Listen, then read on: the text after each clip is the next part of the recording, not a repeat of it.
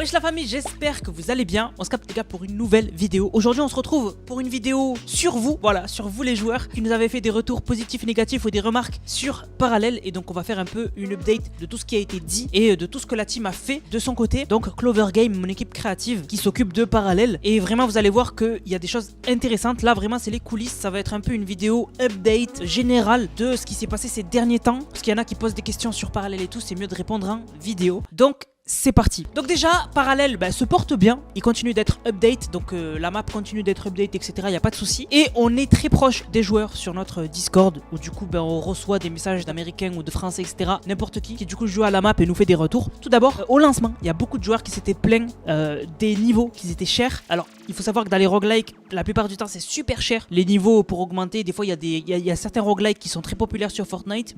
Ils vous demandent je sais pas combien de dollars ou de pièces selon leur monnaie pour augmenter vos dégâts de 0,1%. Voilà, donc vraiment c'est abusé alors que nous il y a que 5 niveaux. Mais du coup on vous avait écouté et du coup les prix ont baissé. Pour ceux qui y avaient joué à l'époque et qui n'y ont pas rejoué depuis, les prix ont baissé. Donc pour augmenter votre vie, votre régénération de santé ou vos dégâts, tous les prix ont été baissés, surtout les premiers. Et aussi on s'est dit que ce serait cool que pour les joueurs qui débutent dans la map, ils aient une offre de bienvenue. Donc c'est ce qu'on a fait puisque dès que vous rejoignez la map, vous avez l'offre de bienvenue. Et le code c'est 383 675. Ça permet aux joueurs débutants de commencer avec un peu plus de pièces et donc de démarrer plus facilement le roguelike. Et aussi il y a un autre code que vous pouvez avoir, l'offre de bienvenue. Vous pouvez l'avoir qu'une fois. Par contre cette offre là que je vais vous dire, vous pouvez l'avoir chaque game. Donc le code c'est 364 826 dans la salle de Kendo. Et au moins ça vous aide un peu pour ceux qui ont du mal à débuter. Alors ça c'était aussi quelque chose qu'on avait beaucoup remarqué. Il y avait énormément de joueurs qui se plaignaient de tomber dans la map, donc dans des crevasses, etc. Donc déjà il y avait beaucoup de trous, on les a tous bouchés dès le début. Mais il y a des joueurs qui ont continué à tomber dans des endroits. Donc maintenant il y a les gants de la nouvelle saison dans la map. Vous pouvez les trouver au temple. Et du coup vous pouvez les prendre. Et dès que vous tombez vous pouvez remonter facilement. Donc ça règle le problème de tomber. Donc je vous conseille de les récupérer et de les garder dans votre inventaire. Et au moins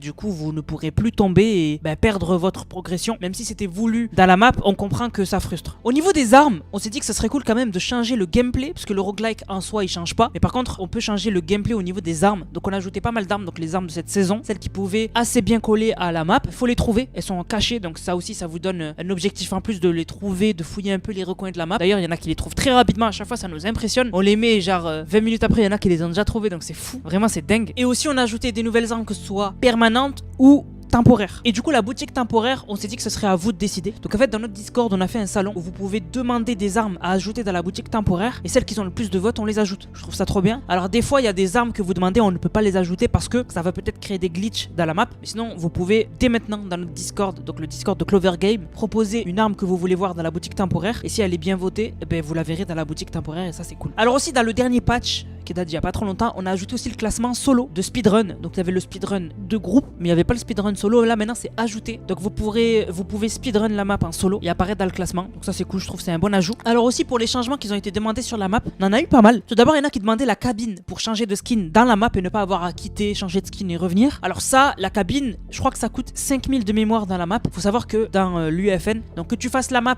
avec une console ou sur PC dans le mode créatif de Fortnite, ou que tu les fasses avec le logiciel de Fortnite l'UEFN qui permet de faire beaucoup plus de choses, t'as une limite de mémoire dans la map de 100 000. Et nous la limite, même si on a pas mal optimisé, on est toujours bloqué dans la limite. Et en fait du coup la cabine on a vu que ça coûterait trop cher, donc c'est pour ça qu'on l'a pas ajouté. Sinon on y a pensé, on avait beaucoup de joueurs nous l'a demandé. Aussi il y en avait qui avaient demandé une zone AFK. Ça existait beaucoup à un moment, mais en fait Fortnite les ont interdits entre guillemets. En fait Fortnite récemment a fait une mise à jour et en gros on fait en sorte que dans une map créative si t'es inactif pendant 15 minutes ça te kick. Et c'était ça le but des zones AFK, c'est-à-dire de rester dans une zone sans bouger pendant longtemps et de gagner de l'XP. Et en fait maintenant Fortnite ils l'ont interdit entre guillemets du coup comme je vous ai dit, puisque si tu bouges pas pendant 15 minutes ça te kick. Sauf qu'on a vu, moi personnellement j'ai vu récemment que dans les dernières maps Lego ils ont mis des zones AFK. Donc peut-être que ça on y pensera dans le futur. Mais là dans la map actuelle on évite le plus les gros changements qui vont nous demander des jours. Parce que on va en reparler tout à l'heure, mais il y a du lourd qui arrive. Alors ça c'est la chose je pense qui a fait le plus débat dans la map. On a eu énormément de retours sur la difficulté de créer le portail.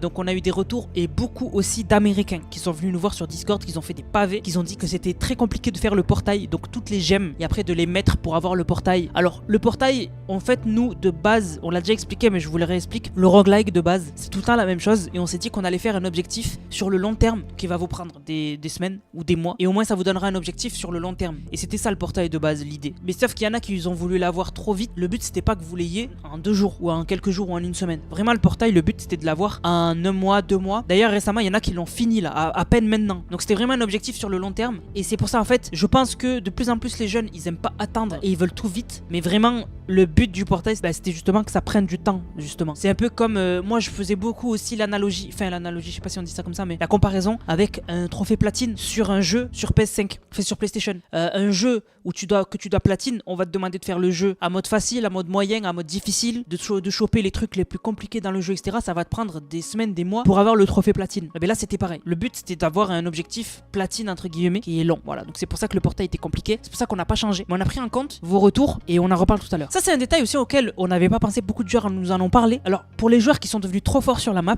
s'ils jouent avec des joueurs qui sont nuls, c'est eux qui font tous les kills. Et donc, les joueurs nuls ne gagnent pas de pièces. Et donc, ça fait que les joueurs nuls restent nuls. Parce qu'ils peuvent pas acheter de meilleures armes, etc. Et il y en avait qui avaient dit qu'il aurait fallu un système où les pièces sont partagées entre les joueurs. C'est vrai que c'est très bien vu. Et ça, on va y penser. Alors, comme j'ai dit, pour le moment, on évite les grosses mises à jour sur la map. Je vous en reparle tout à l'heure pourquoi. Mais là, actuellement, on pense juste à faire des mages pour ajouter des armes, en enlever, des petites modifications et tout. Mais pour des gros changements de mécanique, ça sera pas possible. Mais je vous en parle tout à l'heure pourquoi. Il y a vraiment une grosse justification. Aussi, autre chose qui a été énormément demandé pour des joueurs qui allaient souvent sur la map. Il y en a qui voulaient sauter la cinématique du début de la map. Il y en a, ils ont dit que ça allait saouler. Je les comprends. Mais le truc, c'est que ça, par contre, c'est possible qu'on le fasse. On l'a noté, on le met de côté. Et dans tous les cas, dans le futur, dans nos projets, on évitera de vous mettre des trucs au début en cinématique. Ou sinon, on fera en sorte que dès le début, ce soit skippable ou pas. Voilà. Là, c'est vrai qu'on n'y a pas pensé. En fait, on s'est dit que comme c'est pas long, ça va pas saouler. C'est vrai que les joueurs, dès qu'ils arrivent sur la map, déjà qu'il y a le chargement avant que la map se lance. En plus, il y a la cinématique, donc je comprends que certains, ça les a saoulés. Donc c'est noté. Mais pour l'instant,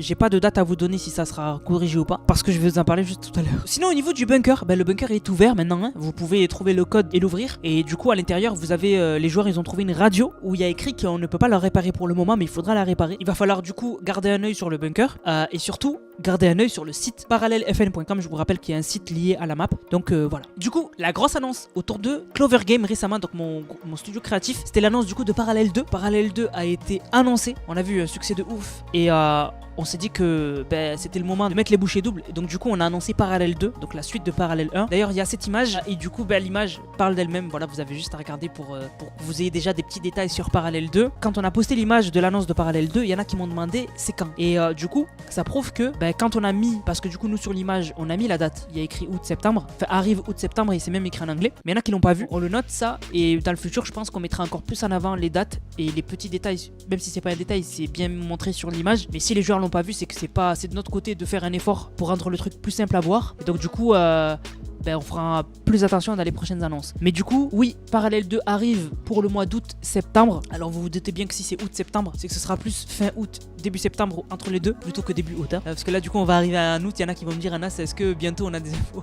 Donc voilà. Donc Parallel 2 a été annoncé, je suis trop content.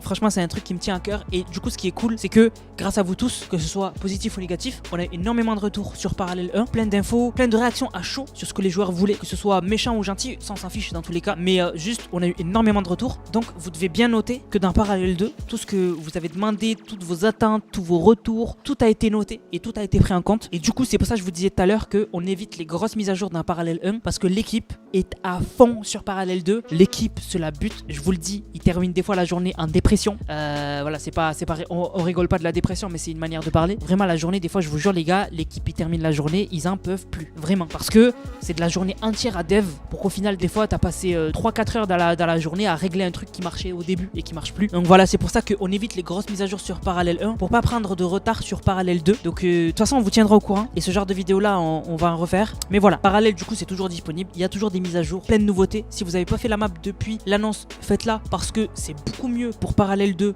d'avoir fait Parallel 1 au moins une fois, d'avoir fait le boss final et du coup la mini cinématique finale. Si vous avez d'autres retours, des choses que vous attendez sur Parallel 1 ou même si vous voulez donner un avis sur Parallel 2, si vous attendez Parallel 2, etc. n'hésitez pas dans les commentaires. Du coup voilà, j'aime bien les petites vidéos comme ça où je vous donne un peu les coulisses de l'équipe, etc. de la map. Et puis voilà. Du coup, la famille, j'espère que la vidéo vous a plu. Si c'est le cas, n'hésitez surtout pas à liker, commenter, partager. On se capte pour une prochaine vidéo. C'était Nanas, prenez soin de vous. Bang, bang, bang.